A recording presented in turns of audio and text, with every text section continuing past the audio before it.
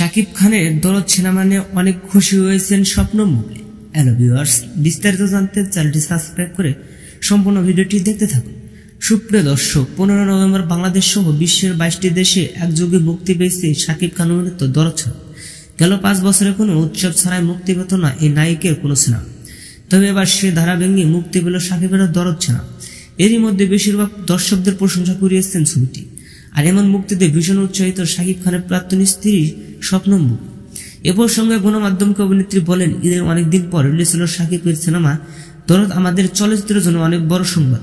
আর বরাবর শাকিবের সিনেমা নিয়ে বলার কোনো ভাষা থাকে না, কারণ শাকিবের হাত ধরেই পরিবর্তন এসেছে বাংলা চলচ্চিত্র ইন্ডাস্ট্রিতে। সেটা অপ্রিয় হলেও সত্য কথা। সেই জায়গা থেকে দরদ এবং পুরো টিমের জন্য শুভকামনা রইল। মুক্তির পর বেশ সাড়া ফেলেছে দরদ। লন্ডন, মালদ্বীপ এবং ইউরোপের যে সব প্রেক্ষাগৃহে ঘিরে সিনেমাটি মুক্তি পেয়েছে এবং সেগুলোতে প্রায় 90% টিকিট বিক্রি হয়ে গেছে বলে জানান পরিচালক ও নির্মাতা অনন্য।